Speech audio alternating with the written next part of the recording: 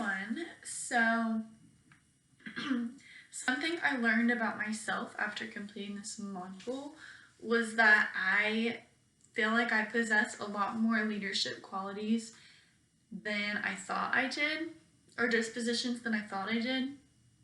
I, of course, thought that I was goal oriented and stuff like that, but there's a lot more than I thought that I found about myself after researching that I didn't realize before.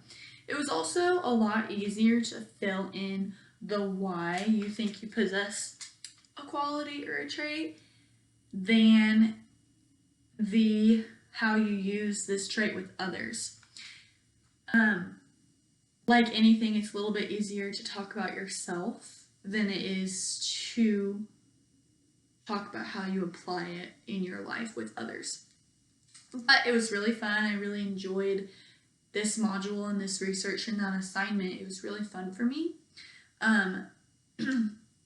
Which of the famous leaders do you most align with based on your personal dispositions? So the first one that I want to talk about is JFK. He was obviously a leader that was full of gratitude, charisma, and he was family oriented. And I think the reason because that he was so family oriented, he was very relatable. He was like a really relatable leader, and I feel like that just like made his charisma even more influential, and people wanted to follow him and wanted to hear him and wanted to listen to him. So I align myself with that. I think I chose him for gratitude and maybe even charisma too. He was a great leader. The other one I chose I chose empathy, and being a kindergarten teacher, I feel like I am full of empathy on the daily basis, and it's also helped me be more empathetic in areas outside of just my kindergartners.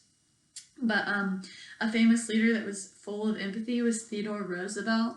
One of his famous quotes was, "Nobody cares how much you know until they know how much you care," which that's obviously a great quote, because if people don't think you care, then why are they going to listen to you and respect you as a leader?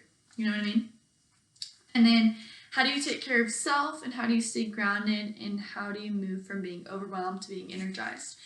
As a first year teacher, I'm still learning that work-life balance, and it's starting to get a little bit easier. I think it's even more difficult that I'm taking graduate courses at the same time as me trying to figure out my first year teaching. But overall, it's been really fun, and something I like to do to stay grounded is I like to work out and go on walks and hang out with my dog and family, obviously. I'm still working on trying not to bring work home, but like I said, it's so hard. I'm sure it'll be a lot easier next year as a second year teacher, but we'll see. Something that I learned in college, though, being a dual athlete, is like being present in each moment and compartmentalizing like different aspects of your life and your day, pretty much. So like if I'm working out before school, I'm not thinking about what I'm going to be doing when I get to school. I'm like present in the moment. Same with while I'm at school. I'm not thinking about what I'm doing tomorrow and during my workout, or I'm not thinking about what I'm doing when I get home. Like, you're just like being present in the moment. And I think that has really helped me not get like super ahead of myself and overwhelmed.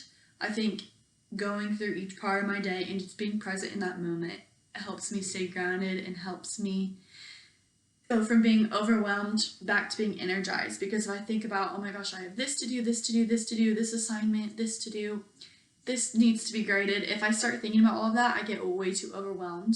I just take a step back, try and be present in the moment and be like, okay, what am I doing right now? That's what I'm focusing on. I'll focus on the next thing when I get there. So yeah, overall, I really enjoyed this module, and I feel like I learned a lot.